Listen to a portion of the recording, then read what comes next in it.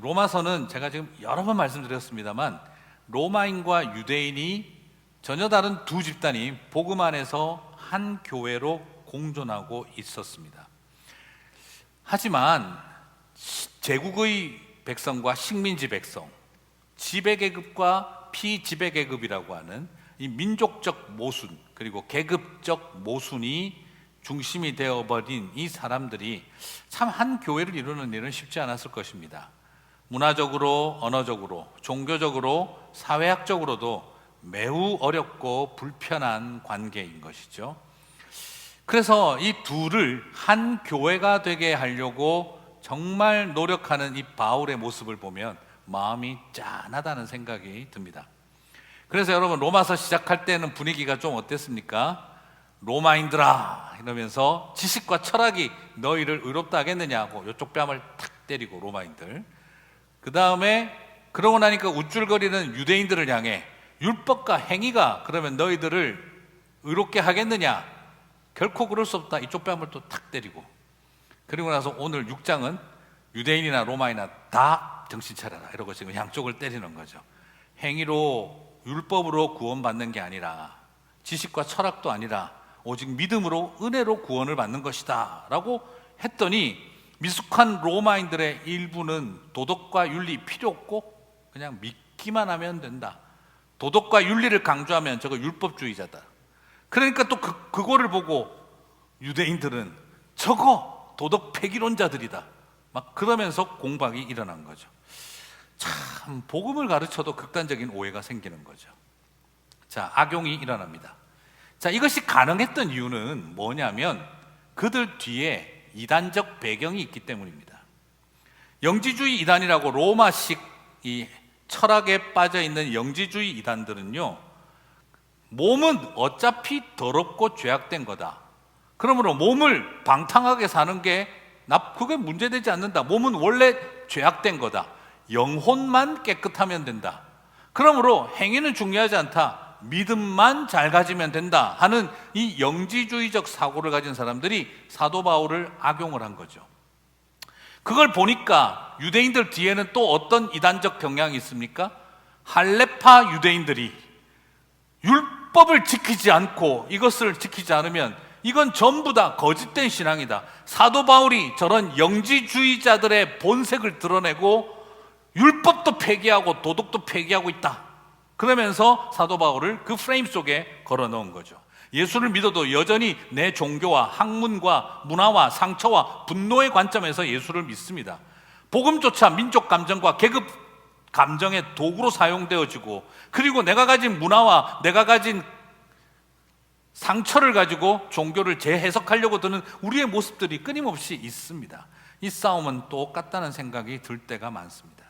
그래서 우리는 로마서를 바라보면서 참 복음을 붙들고 믿음의 여정이 필요하구나라는 걸 발견하게 됩니다. 유대인과 로마인으로 갈라져 있던 그 곳, 솔직히 제국이냐 식민지냐, 지배계급이냐 피지배계급이냐, 서로가 전혀 다른 상태로 있던 사람들을 바울은 복음 안에서 하나된 교회가 되게 하는 것이지요. 무슨 말입니까? 야, 로마인들 다 나가, 우리는 여기 식민지 백성들끼리 교회하겠다. 야, 유대인들 다 나가, 나는 노예 계급 없는 사장님들끼리 모인 교회 만들겠다. 로마 교회는 인종적, 계급적 선택을 하는 방향으로 간 것이 아니라 복음 안에서 도무지 하나 될 수 없는 민족 모순과 계급 모순을 가진 사람들이 복음 안에서 서로가 유대인이 로마인이 되는 것도 아니고 노예 계급이 지배 계급이 되는 것도 아니지만 복음 안에서 한 형제와 자매로 모일 수 있게 사랑하고 돌볼 수 있는 복음의 능력을 보여줬던 것이죠. 그러므로 여러분, 말씀드리고 싶습니다. 참 복음은 양극화시키지 않습니다. 오히려 복음은 양극화되어진 사람들을 한 형제와 자매로 모이게 합니다. 제국의 백성과 식민지 백성이 달라진 것도 아니고 지배계급과 노예계급이 바뀐 것도 없습니다. 그러나 복음은 양극화를 부채질하는 것이 아니라 오히려 복음 안에 한 교회가 되게 하는 것입니다. 오늘 우리 안에 필요한 부분들은 지금 우리는 양극화를 만들고 있다면 그것은 정말 복음의 원리인가를 고민해 봐야 하는 것입니다. 자, 어쨌든 이런 배경 속에서 바울은 분명히 선언합니다. 우리는 결코 도덕 폐기론자가 될 수도 없고 나는 내가 전한 복음에는 도덕 폐기론을 말하지 않았다. 자, 로마서 6장 1절과 2절을 볼까요? 내가 무슨 말을 하리요? 은혜를 더하게 하려고 죄에 거하겠느냐? 그럴 수 없느니라. 같이 읽어볼까요? 죄에 대하여 죽은 우리가 어찌 그 가운데 더 살리요? 네, 여러분 지금 사도 바울이 1절 이야기를 왜 했냐 그러면 은혜를 더하게 하려고 죄에 거하겠느냐 이 말을 왜 했냐 그러면요, 로마서 5장 20절에서 사도 바울이 이렇게 말했었지요. 죄가 더한 곳에 은혜가 더욱 넘쳤나니. 이게 무슨 말입니까?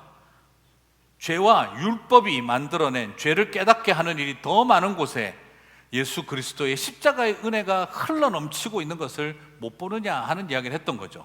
그런데 이 말을 딱 보고 사람들은 또 다른 어떤 궤변적 논리가 나오게 됩니까? 바울의 말처럼 죄를 더 많이 짓자. 그러면 은혜가 더욱더 넘치리라. 여러분 오늘 우리 은혜 받으려면 다 어떻게 하고 오시면 되는 거죠? 내가 목사님이 제일 큰 죄를 짓고 왔어요. 서로 그렇게 하시면 되는 거예요. 이게 논리입니까? 이게 말도 안 되는 궤변입니까?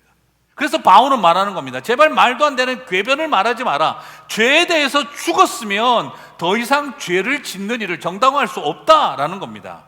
그래서 우리의 모든 죄도 예수님과 함께 죽었는데 죄가 죽었다면 우리가 어떻게 더 죄 가운데 살 수가 있겠느냐라고 도전하고 있는 것이죠. 그래서 이걸 가지고 기독교는 행위를 강조하는 종교가 아니까 선하게 살라 이런 거 말하면 안 된다, 이런 궤변을 말하지 마라 이거예요. 우리가 어떻게 죄 가운데 죽었는데 어떻게 죄를 더 짓고 살 수가 있느냐라고 도전한 것이죠. 그래서 로마서 6장 6절 7절은 이렇게 정리합니다. 우리가 알거니와 우리의 옛사람이 예수와 함께 십자가에 못 박힌 것은, 같이 한번 읽겠습니다. 죄의 몸이 죽어 다시는 우리가 죄에게 종노릇하지 아니하려 함이니 이는 죽은 자가 죄에서 벗어나 의롭다 하심을 얻었음이니라. 죄가 살아있으면 죄가 계속 역사하겠죠. 그러나 죄가 죽었으면 어떻게 죄를 지으며 막 살 수가 있겠느냐라고 말하고 있는 것입니다. 여러분, 십자가는 윤리를 못 박은 것이 아니라 십자가는 죄를 못 박은 것입니다. 십자가는 도덕성을 못 박아 죽인 것이 아니라 십자가는 죄를 못 박아 죽인 것입니다. 그런데 왜 믿기만 하면 되고 삶을 강조하면 율법주의라고 말도 안 되는 오해를 하느냐라는 겁니다. 믿음을 강조하는 것이, 그것은 결국 죄가 죽은 삶이라는 거예요. 그러므로 의와 생명이 왕노릇을 해야 되는데 어떻게 십자가가 윤리를 죽이고 도덕을 죽였느냐라는 겁니다. 죄와 사망을 사망시켰지 생명의 백성다운 삶을 사망시킨 것이 아니다라는 거예요. 바울은 이것을 통해 다시 한번 십자가만이 아니라 부활을 향해 나아갑니다. 6장 4절에서 5절은 더 분명하죠. 그러므로 우리가 그의 죽으심과 합하여 이 세례를 통해서 설명을 하는데, 그의 죽으심과 합하여 세례를 받음으로 그와 함께 장사되었나니 이는 아버지의 영광으로 말미암아 그리스도를 죽은 자 가운데서 살리심과 같이 우리로 또한 새 생명 가운데서 행하게 하려 함이라. 어디에서요? 새 생명 가운데서 살게 하기 위해서라는 거예요. 그리고 나서 그 다음 계속 읽습니다. 만일 우리가 그의 죽으심과 같은 모양으로 연합한 자가 되었으면 또한 그의 부활과 같은 모양으로 연합한 자도 되리라 하는 거예요. 단순히 죄에 대해서 죽은 것만이 아니라 새 생명 가운데에서 행하게 하기 위해서 우리는 예수님과 죄가 죽는 일에만 연합한 게 아니라 예수님과 연합하여 예수의 생명을 살게 하는 일에 연합했다라고 설명을 하고 있는 것이죠. 그래서 바울은 논증하고 알교하고 있는 겁니다. 이런 우리가 어떻게 죄악된 삶을 믿음을 빙자하여 우리는 행위주의자가 아니라는 말을 빙자하여 우리가 삶을 버리고 믿음만 강조하겠느냐라고 논증하고 있는 것입니다. 자, 우리 갈라디아서 2장 20절을 다시 한번 또 생각해야 되겠지요? 같이 한번 읽어보겠습니다. 내가 그리스도와 함께 십자가에 못 박혔나니 그런즉 이제는 내가 사는 것이 아니요 오직 내 안에 그리스도께서 사시는 것이라. 이제 내가 육체 가운데 사는 것은 나를 사랑하사 나를 위하여 자기 자신을 버리신 하나님의 아들의 믿는 믿음 안에서 사는 것이라. 자, 지금 여러분 안에 부활한 여러분이 예수와 함께 죽고 예수와 함께 다시 살았다면 여러분 안에 누가 살고 있다는 겁니까? 내가 사는 거지 누가 살아 싶은데, 내가 사는 게 아니고 누가 사는 것입니까? 그리스도께서 사시는 거라는 겁니다. 내 생명이 아니라 누구 생명이라는 거죠? 부활의 생명이 나를 주장하고 있다는 겁니다. 그리고 내가 지금도 육체 가운데 사는 것은 내가 믿음으로 사는 게 아니라, 물론 이걸 여러 번 설명드렸죠. 목적격, 속격으로 볼 수도 있지만 사실은 문법적으로는 또 뭐라고요? 주격, 속격이라고 여러 번 말씀드렸죠. 자신을 버리신 하나님의 아들의 믿는 믿음 안에서 사는 거다. 그분의 믿음 안이 내가 잘 믿어서 사는 게 아니라 하나님의 아들이 믿는 믿음으로 내가 사는 거다라고 바울은 고백하고 있다는 거예요. 사랑하는 성도 여러분, 그러면 예수님이 막 사시겠느냐, 죄 가운데 계속 사시겠느냐라는 도전을 하고 있는 것입니다. 믿음으로 산다는 말은요, 믿음으로 산다는 말은 도덕적이고 윤리적인 삶은 안 해도 된다는 말이 아닙니다. 믿음으로 산다는 말은 그 정도 수준의 유치한 논쟁을 하고 싶지 않습니다. 바울은 믿음으로 산다는 말은 내가 사는 게 아니라 그리스도가 사시는 것이다 라는 겁니다. 거기에 그걸 가지고 믿음이냐 행위냐 이런 유치한 논쟁을 하고 싶지 않다는 거예요. 믿음입니까 행위입니까가 아니라 네가 사는 거냐 그리스도가 사는 거냐를 묻고 싶다는 거예요. 지금 바울은 그 도전을 하고 있는 겁니다. 그게 행위입니까 믿음입니까 하는 유치한 논쟁을 하고 싶어 하는 게 아니라 지금 너의 인생이 네가 사는 거냐 그리스도가 사시는 거냐를 질문하고 있다라는 겁니다. 오늘 이것이 우리에게 주고 있는 도전은 굉장히 크고 깊습니다. 그래서 사도 바울은 이것을 한마디로 정리하면서 뭐라고 하냐 그러면 로마서 6장 11절에서 같이 한번 읽겠습니다. 이와 같이 너희도 너희 자신을 죄에 대하여는 죽은 자요 그리스도 예수 안에서 하나님께 대하여는 살아있는 자로 여길지어다. 여러분, 나를 어떻게 보라고요? 죽음에 대해서는 죽은 자로 여기고 하나님께 대해서는 살아있는 자로 여기라는 겁니다. 그러니까 하나님과 함께 살아라는 거예요. 자, 그런데 이 표현이 좀 더 이해하려면은 이게 어디서 나온 거냐 그러면 여러분 세례랑 같죠, 그죠? 주와 함께 세례를 받아 장사 지낸 바 되고. 자, 왜 이걸 세례로 설명을 했을까? 예, 세례가 뭘까? 십자가를 세례로 설명했는데 이 세례의 개념이 여러분 아시죠? 이렇게 뭡니까? 이렇게 여기 말하는 건 그 당시 임멀전, 침례를 말하는 건데, 그죠? 물에 들어가면 뭐예요? 죽는 거고, 물에서 다시 나올 때 그걸 뭐라고 합니까? 다시 산다, 부활의 개념이죠. 왜 물에 잠궜다가 뺐을까요? 이런 침례를 했을까요? 그리고 이런 의미를 사용하려고 했을까요? 자, 이걸 이해하려면 고린도전서 10장 1절에서 2절을 좀 이해할 필요가 있는데, 고린도전서 10장 1절에서 2절을 보시면 우리 조상들이 다 구름 아래 있고 바다 가운데로 지나며, 그 다음 같이 읽어볼까요? 모세에게 속하여 다 구름과 바다에서 세례를 받고. 자, 사도 바울은 지금 출애굽기의 홍해바다 사건을 뭐라고 묘사하고 있습니까? 세례받은 행동이라고 이야기를 하고 있어요. 고린도전서에서 출애굽할 때 이스라엘이 홍해바다에서 모세에게 속해서 세례를 받았대요. 어떻게 세례를 받았다고 하죠? 이 의도가 뭘까요?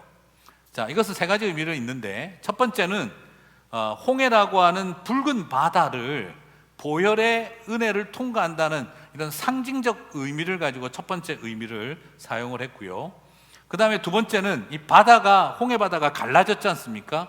갈라진다는 말이 자른다라는 말과 같은 동사예요. 자른다, 갈라진다, 쪼갠다 이거예요.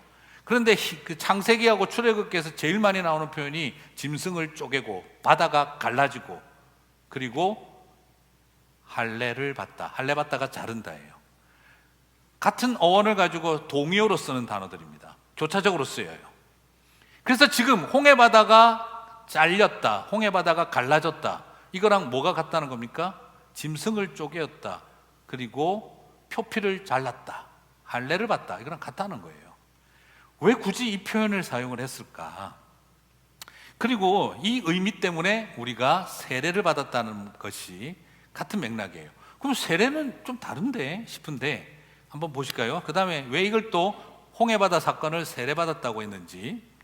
이거는 형태적인 측면입니다. 이건 상징적인 측면도 있지만 형태적 측면이 있어요. 그게 뭐냐면, 여러분 바다가 지금 어떻게 돼 있죠? 잘 있죠. 네, 바다가 잘 있는데, 이 바다는 우리가 생각하는 건 욕조처럼 이렇게 깊이가 수심이 이렇게 똑같습니까? 다라이처럼 이런 게 아니죠, 그죠? 그러면 그 바다는 어떻게 돼 있어요? 해안은 얕고 가운데로 가면 깊어지고 수심이 깊어지고 다시 해안은 얕아지죠. 그러니까 이렇게 구성이 되어 있는데, 홍해바다가 갈라졌어요. 홍해바다가 갈라졌는데 그들이 그 홍해바다를, 갈라진 홍해바다로 걸어 들어갈 때 이집트 사이드에서 보면 어떤 느낌이 들까요? 사람들이 물속으로, 땅속으로 들어가는 것 같아요. 점점 멀리 가면 갈수록 수심이 안 보이는 거죠. 그러면 홍해바다 건너편에서 볼 때는 어떤 이미지일까요? 사람들이 물속에서, 땅속에서 올라오는 것 같아요. 다시 살아나오는 것 같아요. 자, 재미나게도 이 형태적인 측면을 보는 겁니다. 그래서 애굽에 대해서는 죽은 자처럼 되어지고, 그리고 홍해바다 건너편 시내산 광야, 이제 가나안 쪽이죠. 가나안 쪽에서 볼 때는, 약속의 땅 쪽에서 볼 때는 어떻습니까? 살아 올라오는 것 같은 거예요.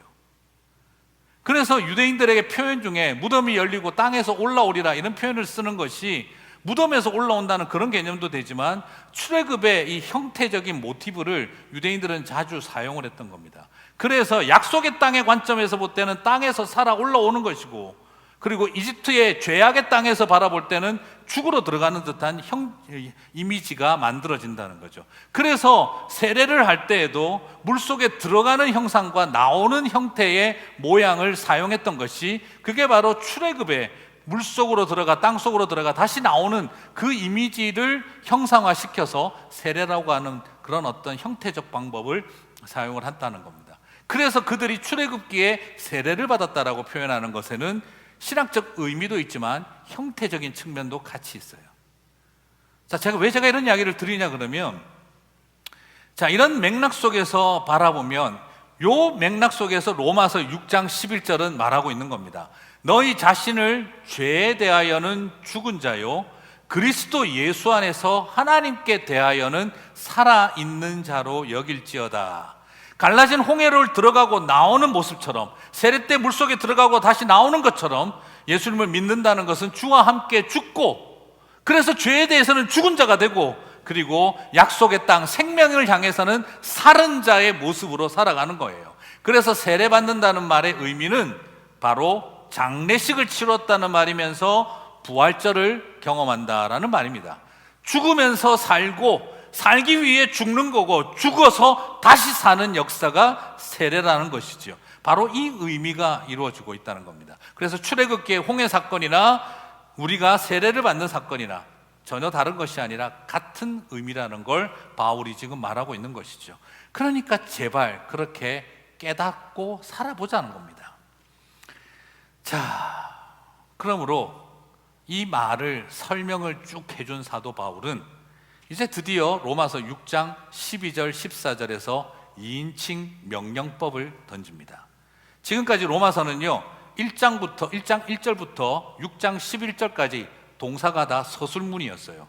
설명해 줬어요. 계속 이해시키고 설득하려고. 그런데 이제 6장 11절까지 말하고 난 다음에 사도 바울은 6장 12절, 13절, 14절을 2인칭 명령법으로 명령하고 있습니다. 이만큼 설명했으니 이제는 들으라 라고 말하고 있는 거예요. 6장 12절, 오늘 다는 못하겠고 하나만 하겠습니다. 6장 12절을 보면 이렇게 말합니다. 그러므로 너희는 죄가 너희 죽을 몸을 지배하지 못하게 하여 몸의 사욕에 순종하지 말고, 너희는 죄가 너의 죽을 몸을 지배하지 못하게 하라. 몸의 사욕에 순종하지 말라. 그렇게 2인칭 명령법으로 던지고 있습니다. 죄가 더 이상 너를 왕노릇하게 하지 말라. 사랑하는 성도 여러분, 이제 십자가와 부활을 알아갔고 구원을 알았으면 우리가 들어야 할, 순종해야 할 명령이 있습니다. 뭡니까? 죄가 왕노릇하지 않고 사욕에 순종하지 마라. 오늘 여기에서 우리에게 도전하고 있는 도전은 그겁니다. 죄가 죽었지만 우리는 여전히 그 죄의 습성 때문에 하나님 예수님께서 우리에게 말씀하신 거예요. 죄가 왕노릇하지 못하게 하라고. 아신다는 거예요. 우리가 연약하기에 또 죄를 짓는 거 안다는 거예요. 그러나 죄가 왕노릇하게는 하지 마라. 이걸 명령하고 있어요. 질이 멸멸한 폐잔병들이 내 인생에 들어와서 왕노릇하게 하지 마라, 이 말입니다. 저는 이걸 보면서 참 그 생각을 많이 해요. 제가 딱 떠오르는 게 반지의 제왕의 골룸 생각이 나더라고요. 여러분, 반지의 제왕은 몰라도 골룸은 다 아시죠, 그죠? 네, 하도 그냥 그 흉내낸 사람들이 많아가지고. 근데 이 골룸이라는 존재가 보면 참 흉악하고, 그리고 남 프레임 씌우고 거짓말하고 의심병에 가로잡혀 있고, 그 골룸의 모습을 보면 외모도 흉측하지만 마음이 흉측하다는 걸 많이 느끼죠. 그런데 원래 골룸이 어떤 존재인지 아세요? 반지의 제왕에서 골룸은요, 이름은 원래는 스미골로서 착한 인격을 가지고 공동체 생활을 사랑하고 아주 순종적인 호빗 쪽이에요. 전혀 지금 모르시는 분들도 많은 것 같긴 한데 그냥 대충 그런 뜻입니다. 그러니까 공동체 생활 좋아하고 인격적이고 순종적이고, 그런데 그 절대 반지의 마력에만 딱 갇히면 그 욕망을 벗어나지를 못하는 거예요. 착한 스미골은 사라지고 흉악한 골룸으로 변해가요. 저는 이것을 바라보면서 우리 믿는 백성들 누구나 다 그럴 수 있어요. 저와 여러분에게 있어서 그 반지는 무엇입니까? 어떤 사람에게 있어서 그 반지, 그냥 착하고 순종적이고 공동체적이고 선했던 스미골이 그렇게 골룸으로 만들어버리는 그 반지, 나에게는 뭘까요? 어떤 사람에겐 돈일 수도 있겠고, 어떤 사람에겐 그냥 권력 욕구가 되기도 하겠고, 어떤 사람에겐 칭찬이 되기도 하겠고, 어떤 사람에게는 성적인 것이 되기도 하겠고, 참 좋았는데, 좋은 분이었는데 그 반지에만 딱 거치면 그냥 자기도 모르게 골룸으로 변해버리는. 그래서 바울이 우리에게 말하고 있는 겁니다. 그래서 저는 반지의 제왕 그 쓰신 분이 크리스찬이구나, 로마서를 열심히 읽었구나 생각이 드는데, 몸의 사욕에 순종하지 말고 죄가 우리를 지배하지 못하게 해야 하는 거죠. 그 싸움을 잃어버리는 순간 어느 틈에 우리도 골룸 되지 않을 거라고 누가 자신 있게 말할 수 있겠느냐는 거죠. 사랑하는 성도 여러분, 오늘 이 설교를 하는 제가 여러분보다 더 훌륭하고 도덕적으로 탁월하기 때문에 이런 이야기를 하는 게 결코 아닙니다. 저야말로 이런 메시지 하는 게 참 부담스럽고 힘듭니다. 그리고 세월이 가고 나이가 들수록 저 자신을 바라보니 반성하고 회개하지 않는 모습이 더 강하게 있는 것 같아요. 옛날에는, 어린 시절에는 친구들, 중고등부 수련회 가서는 친구들하고 싸운 것 때문에 눈물을 흘리고 회개하고 그랬는데, 이제는 사람 잡는 일을 해놓고도 회개할지를 못해요. 그럴 수 있지 뭐. 십자가에서 죽고 부활한 삶을 사는 게 아니라 예수님처럼 살아가라고 해야 하는데 우리는 자꾸 하나님이 되려고만 하고 있다는 거예요. 여러분, 굉장히 비슷한데 엄청나게 다른 거, 이거 이해가 가십니까? 하나님처럼 되려고는 하는데 예수님처럼 안 살라고 그래요. 우리가 하나님처럼 되려고 할 땐 선악과를 따먹은 거예요. 그러나 주님은 생명나무 실과를 주시면서 예수님처럼 살라고 하시는 겁니다. 주와 함께 죽고 주와 함께 살라고 하는 거예요. 그것이 우리에게 주어져 있는 신비입니다. 사랑하는 성도 여러분, 예수님처럼 살아가라고, 주와 함께 살아가라고, 예수님처럼 살아가라고 저와 여러분을 불러주셨는데 아직도 우리는 에덴 동산 근처를 헤매며 하나님이 되려고 하고 있는 것은 아닐까요? 오늘 저와 여러분 안에 다시 한번 우리는 남들보다 더 훌륭하기 때문이 아니라 우리가 죄인인 것을 알고 더 죄와 싸우는 일을 게을리해서는 안 된다는 거예요. 부끄러움을 회복하고 미안한 줄 알고, 그리고 죄송하다 말할 줄 알며 잘못을 고백하고 인정하며 가슴 아파하는 삶, 우리에게 그 마음이 필요한 것 같습니다. 사랑하는 성도 여러분, 우리가 먼저 하나님 앞에 엎드리고 죄와의 싸움을 멈추지 않은 상태에서 함부로 남들에게 죄악된이라고 말하기 조심해야 하는 것이죠. 1948년 말씀을 마무리하겠습니다. 네덜란드 암스테르담에서 세계 제1차 교회협의회 총회가 열렸습니다. 많은 전 세계 종교 지도자들이 전부 다 모였습니다. 그런데 개회 예배를 드리려고 하는데 앞에 관이 있었던 거예요. 서로 모였으니 신학적 입장 차이, 민족적 배경 차이, 엄청난 갈등이 많았는데 그 개회 예배를 드리는 자리에 관이 있었습니다. 사람들은 생각했었어요. 굉장히 훌륭한 영적 지도자의 장례가 먼저 있나 보다, 어떤 선교사님이나 훌륭한 분이 돌아가셨나 보다, 그분에게 조의를 먼저 표하려고 하나 보다 막연하게 생각하고 있었습니다. 그리고 나서 사회자가 나오더니 우리 오늘 이 관에 조의를 표하고 우리가 개회 예배를 시작하겠습니다 하고 사람들은 나와서 누군지도 모를 그 사람을 뷰잉하기 위해서 줄을 서서 나와서 관을 쳐다봤습니다. 관을 쳐다보고 모두 깜짝 놀랐습니다. 왜냐하면 그 안에는 큰 거울이 들어있었기 때문이었어요. 수많은 사람들은 나와서, 교회 지도자들이 나와서 거울 속에 비친 자신의 모습을 바라보고, 오늘 우리가 예배하기 전에 중요한 것은 내가 그리스도와 함께 죽은 자가 되어야 하는구나 하는 것. 사랑하는 성도 여러분, 그 모습을 보고 난 다음 과연 우리 가운데 어떤 갈등이, 싸움이 있겠습니까? 하나님이 되려고 들었던 죄인, 하나님이 되려고 들었던 선악과를 따먹은 우리들에게 다시 생명나무 실과를 먹여주며 예수님처럼 살라고 하셨습니다. 예수님처럼 죽고 예수님처럼 살라고 하셨습니다. 그저 우리가 해야 될 일은 이것입니다. 하나님 되려고 하지 말고, 하나님처럼 되려고 하지 말고 예수님처럼 죽고 예수님처럼 살면 됩니다. 그것을 우리는 이렇게 고백하면 됩니다.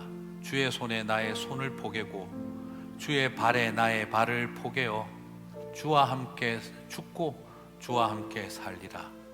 그 고백으로 가는 백성이 구원을 아는 백성들입니다. 사랑하는 성도 여러분, 주와 함께 죽으신 줄 믿습니다. 그리고 주와 함께 다시 사신 줄 믿습니다. 그렇게 살아가는 저와 여러분 되시기를 주님의 이름으로 축복합니다.